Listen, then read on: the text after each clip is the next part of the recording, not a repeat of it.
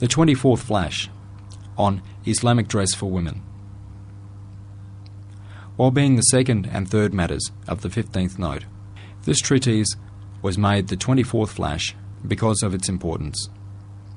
In the name of Allah, the Merciful, the Compassionate, O Prophet, tell your wives and daughters and the believing women that they should cast their outer garments over their persons when abroad, to the end of the verse. Qur'an, Surah 33, verse 59.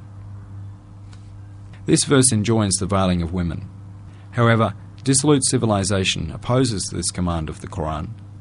It does not consider the veiling of women to be natural and says it is a slavery of sort. Footnote number 2. Part of my defence for the appeal court, which opposed the Eskishehir court and silenced it, I say to this court of law that if there is justice on the face of the earth, it will surely quash the decision to convict a person who has expounded a most sacred, true, and right divine principle which has been in force in the social life of 350 million people every century for 1,353 years, relying confirmation and unanimity of 350,000 Qur'anic commentaries and following the beliefs of our forefathers for 1,353 years. It will surely quash such a ruling. The answer. We shall explain only 4 of the many instances of wisdom in this injunction of the Qur'an, showing that it is entirely natural and those who oppose it are opposing the innate disposition of women. First instance of wisdom. To veil themselves is natural for women and their innate dispositions demand it. For women are weak and delicate, and since they are in need of man's protection and help for themselves and for their children, whom they love more than their own lives, they have a natural desire to make themselves loved and not loathed, and not to be rebuffed. Also, 7 out of 10 women are either old or ugly, and they do not want to show their age and ugliness to everyone, or they are jealous and they do not want to appear ugly in relation to others who are more beautiful, or they are frightened of assault or aspersions, and want by nature to cover themselves so as not to suffer assault, nor to be accused of unfaithfulness in the eyes of their husbands. If noted carefully, those who hide themselves most are the elderly, and out of 10 women, only 2 or 3 may be found who are both young and beautiful and are not discomforted at displaying themselves. It is clear that people are discomforted by the looks of those who do not like or find tedious. They are upset by them. If a beautiful, immodestly dressed woman takes pleasure at 2 or 3 out of 10 men who are canonically strangers looking at her, she is bored by 7 or 8. Also, since a woman whose morals are not corrupted, insensitive, and easily affected, she will certainly be distressed at dirty looks whose effects have been physically experienced, indeed are poisonous. We even hear that in Europe, the place of open dress, many women are fed up at being the object of attention and complain to the police saying, "These brutes keep staring at us and disturbing us." This means that present-day civilization's unveiling of women is contrary to their natures, and together with being in accordance with their natures, the Qur'an's command to veil themselves saves women, those minds of compassion who may be worthy companions for all eternity from denigration, abasement, what is in effect slavery and wretchedness.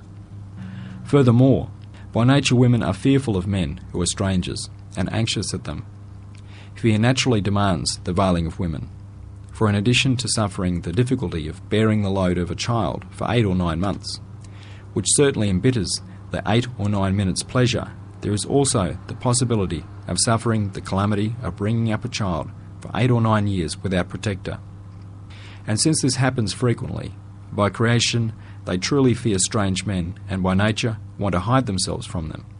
Being weak, their creation demands that through veiling themselves they do not excite the appetites of men outside the stipulated degrees of kinship, nor allow any opportunity for assault.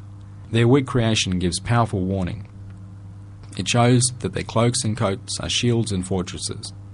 The fact that, according to news received, the bare-legged wife of a high-ranking man in the world was accosted in the country's capital, in the marketplace, in daylight, in front of everyone, by a common shoe shiner, deals a slap in the shameless faces of those opposed to the veiling of women. Second instance of wisdom. The authentic and extremely intense relationship, love and affection between men and women does not arise only from the needs of worldly life. Yes, a woman is not only a companion to her husband in this worldly life, she is a companion also in eternal life. Since she is her husband's companion in eternal life, she surely should not attract the looks of others besides her husband, her everlasting friend and companion, and should not offend him and make him jealous. As a consequence of the mystery of belief, her believing husband's relations with her are not confined to this worldly life, and his love is not only animal and temporary. During the time of her beauty, he holds true, earnest love and respect for her in regard to her being his companion in eternal life. And he bears that love and respect for her not only during her youth, when she is beautiful, but also when she is old and ugly. Certainly, in return for this, she should show her beauties to him alone and restrict her love to him. This is demanded by humanity. Otherwise, she would gain very little and lose much. According to the Sharia, the husband should be a good match for the wife. That is, they should be suitable to one another. The most important aspect of this being suitable is from the point of view of religion. Happy the husband who sees the wife's firm religion and follows her, and himself becomes pious in order not to lose his companion of eternal life. Happy the wife who sees her husband's firmness in religion and becomes pious so as not to lose her eternal friend. Alas for the man who becomes dissolute, which will lose him forever that righteous woman. Alas for the woman who does not follow her pious husband and loses her eternal blessed friend. And thousand woes on the unhappy husband and wife who imitate each other in sin and vice, helping one another enter the hellfire. Third instance of wisdom. Happy family life is perpetuated through mutual confidence between husband and wife and heartfelt respect and love. Immodest dress and free and easy behaviour destroy the confidence and spoil the mutual respect and love. For out of 10 women who favour immodest dress, only one will not try to make herself liked by strangers because she does not find other men more attractive than her husband. 9 out of 10 will find others better than their husbands, and only 1 out of 20 men will not find other women more attractive. Then besides the true love and mutual respect disappearing, it may arouse extremely ugly and baseless feelings as follows. By nature, men do not feel any lust towards those within the stipulated degree of kinship like sisters, because, since such relatives' faces induce kindness and illicit love due to their close kinship, it nullifies any sexual or lusty inclinations. But to leave uncovered parts of the body, which according to the Sharia, it is not permissible to expose to close relatives like the legs, which according to Sharia, it is not permissible to expose to close relatives like the legs, may give rise to the awakening of extremely ugly feelings in men of low character.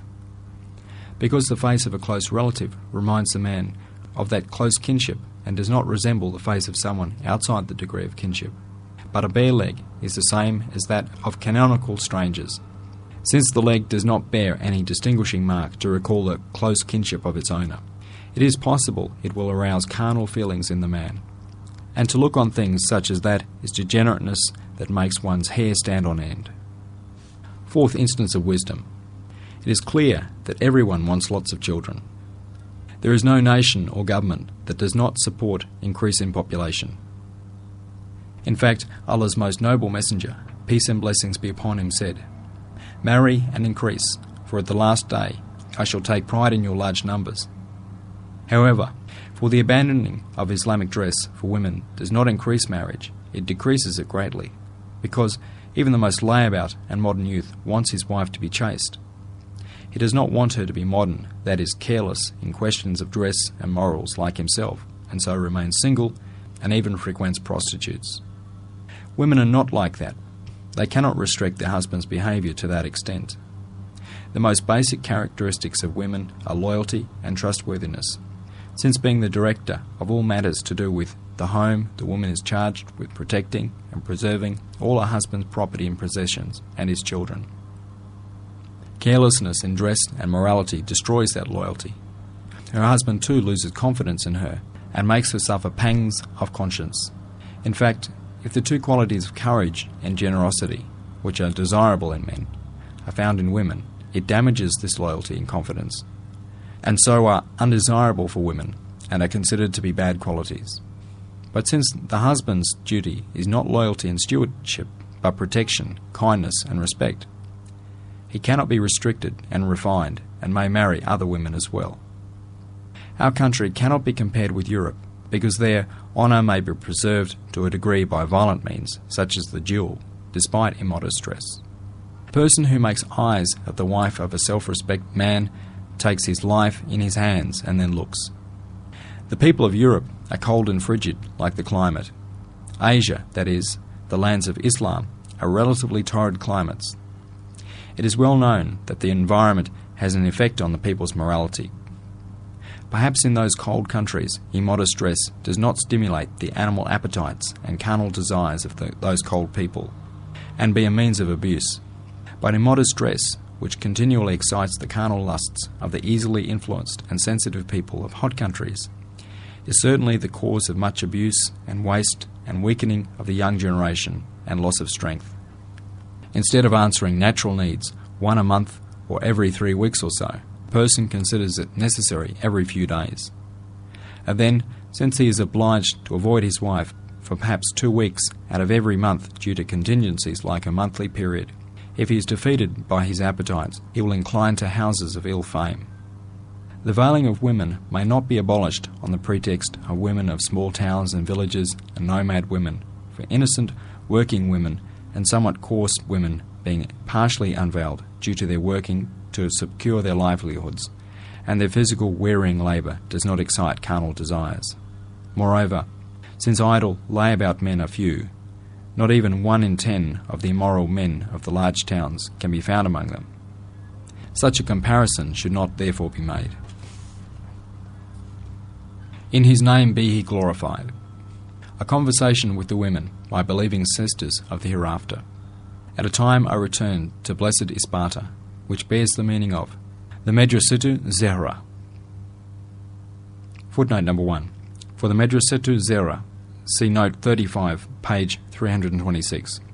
For the third time, I had seen the sincere and enthusiastic interest shown by the women towards the Risale-i in other provinces, and had realized that in a way far exceeding my due they had confidence in my instruction in it.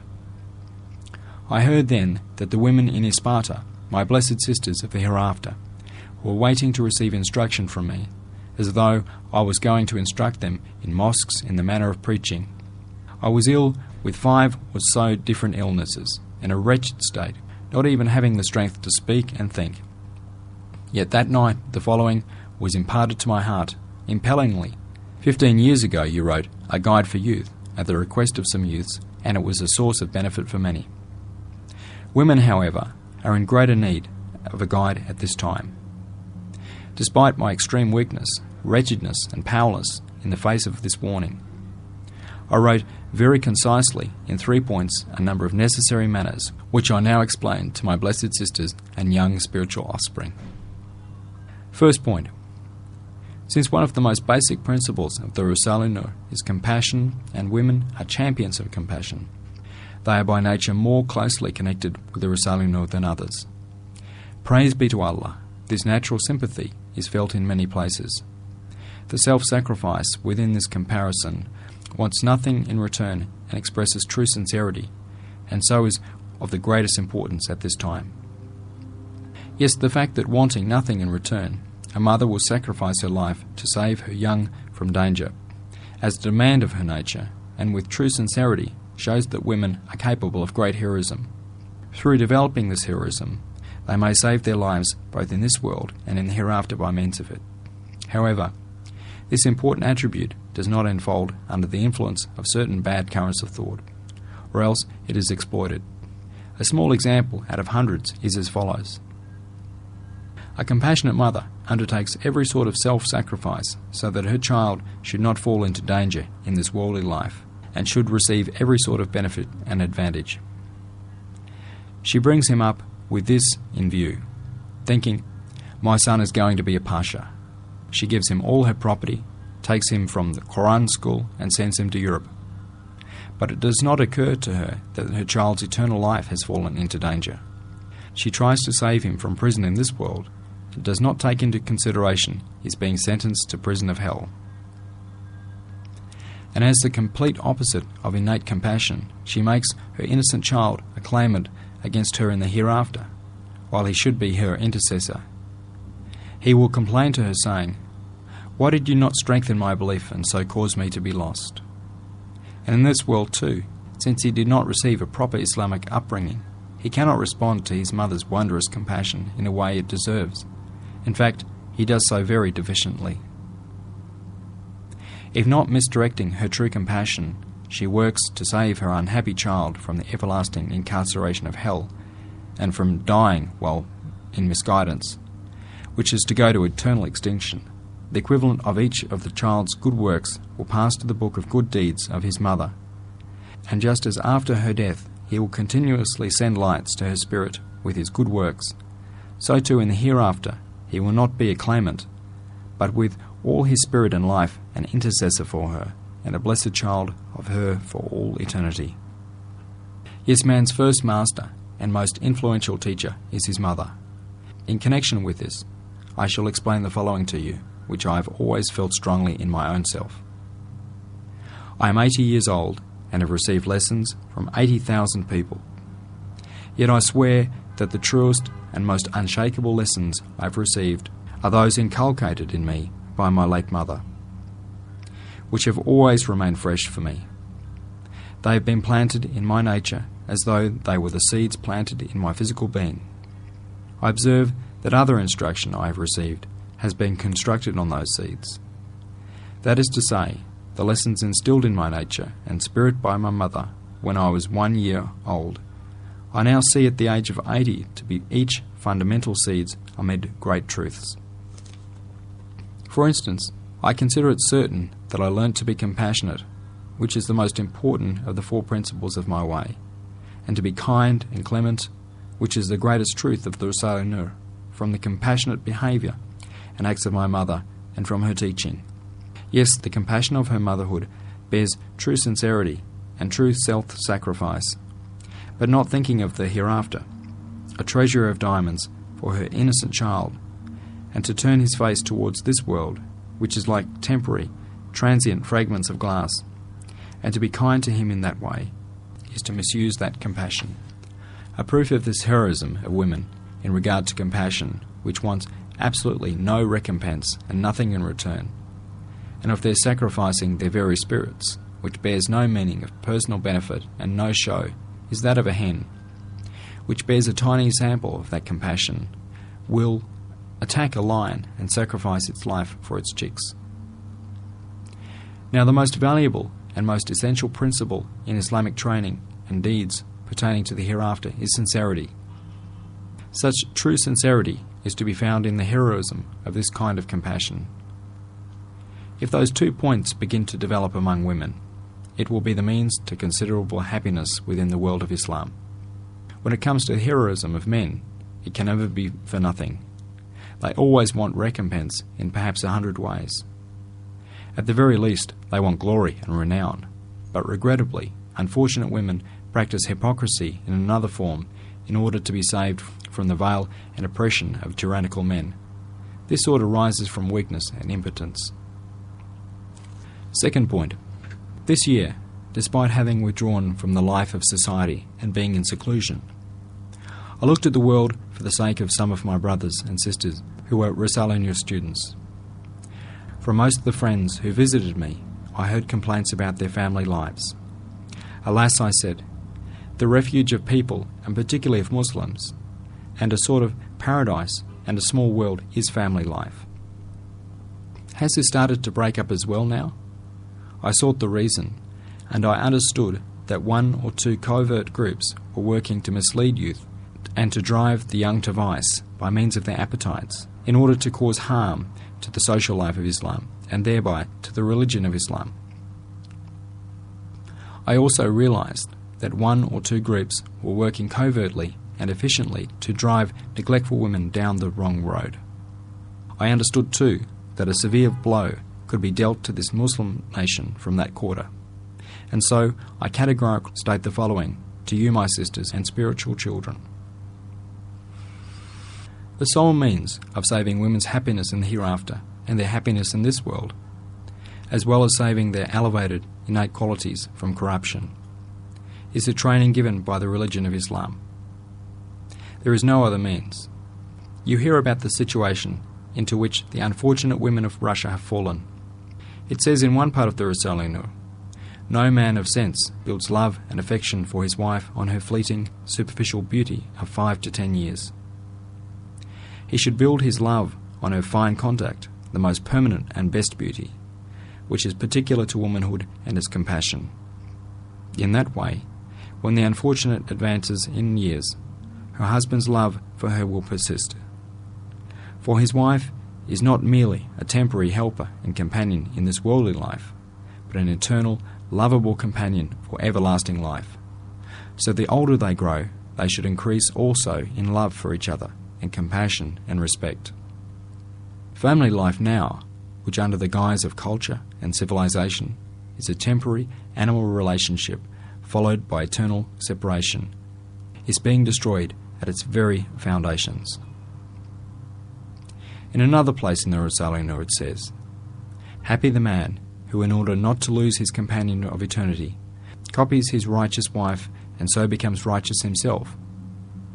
And happy the woman who, seeing her husband to be pious, adheres to religion herself, so as not to lose her everlasting friend and companion.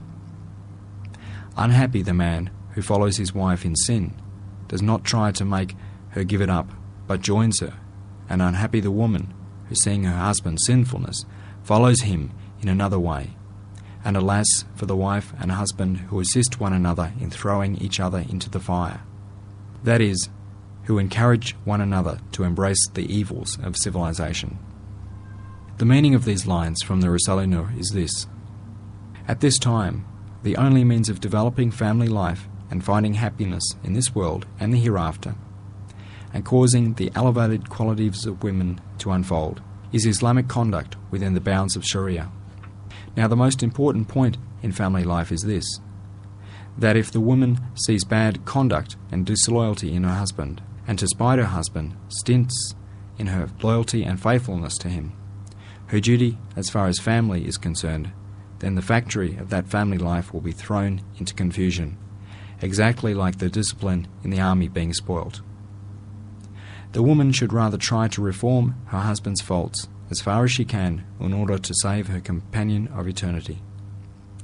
If she starts to show herself to others by unveiling herself and tries to make herself attractive to others, it is harmful in every respect.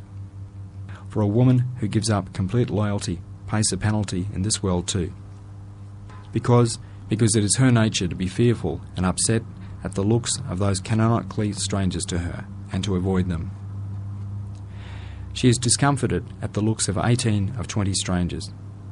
As for men, they are discomforted and upset at the looks of only 1 out of 100 women who are canonically strangers to them. The woman suffers torment in that respect, and so to be accused of disloyalty, and due to her weakness will be unable to protect her rights. In short, just as in respect of compassion, women do not resemble men in heroism and sincerity, and men cannot compare with them in that regard, so too innocent women can in no way compare with men in vice. For this reason, by their natures and weaknesses, they are truly frightened of strangers and consider themselves compelled to conceal themselves beneath their abundant outer garments. Because if for 8 minutes' pleasure a man commits sin, he only suffers a loss of 8 liras. But at the penalty of pleasure of 8 minutes' sin, in this world too, the woman bears a heavy load for 8 months, and then has the hardship of rearing the unprotected child for 8 years. She therefore cannot compete with men in vice, and pays a penalty 100 times greater. The not infrequent incidents of this sort show that just as by nature women are the source of elevated morals, so too do they virtually lack the capacity for worldly pleasure in vice and dissipation. That is to say, they are a type of blessed creature created to pass happy lives in the family within the bounds laid down by Islam. Allah damn those covert groups who are corrupting these blessed creatures. And may Almighty Allah preserve my sisters from the evil of such dissolute wretches. My sisters, I have this to say to you confidentially. Rather than entering under the dominion of a dissolute, immoral, westernized husband due to straitened circumstances, try to economize and obtain your own livelihood like innocent peasant women with the frugality and contentment which is in your natures. Do not try to sell yourselves. If it is your fate to have a husband who is unsuitable for you, be content with your fate and resign to it. Allah willing, he will be reformed through your contentment and resignation. But to apply to the courts for a divorce, which I have heard recently, that is not in keeping with the honour of Islam and this nation's good name. Third point.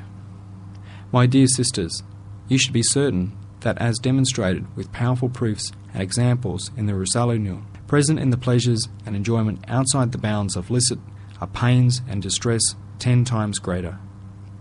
You may find detailed expositions of this in the Risale-i. For instance, the 6th, 7th and 8th words from the short words and a guide for youth will show this truth to you completely in place of me. In which case, make do with licit pleasures and be content with them. Innocent conversation with your innocent children in your home is more pleasurable than 100 cinemas. You should also know certainly that the true pleasure in the life of this world lies in belief in the sphere of belief. And there is an immaterial pleasure to be found in all good works. The Risale-i has proven with hundreds of decisive evidences that even in this world most bitter and grievous suffering is present in vice and misguidance. I myself have experienced on numerous occasions, as certainly as seeing it with my own eyes, that present in belief is a seed of paradise, while in vice and misguidance is a seed of hell. This truth is repeated many times in the Risale-i. Although the Risale-i has come into the hands of those who oppose it most obstinately and severely, they have been unable to refute this truth. Neither have the committees of experts and courts been able to refute it. Now, my blessed and innocent sisters and your children, who are like my spiritual children, foremost the treatise on Islamic dress and a guide for youth, and the short words should teach you in my place. I've heard that you want me to teach you in the mosque, but my wretched condition and my illness and my other reasons do not permit it. I've decided to include all my sisters who will read and accept instruction which I have written for you in all my prayers and spiritual gains. Like all the students in the Risale-i, if you obtain and read part of the Risale-i in my place or listen to it, then in accordance with my rule you will also have a share in the prayers and spiritual gains of all the Risale-i students, your brothers. I was going to write more now, but I am very ill and very weak and very old, and have many duties like correcting copies of the Risale-i. So for now I have sufficed with this much. The Eternal One, He is the Eternal One. Your brother, who is in need of prayers,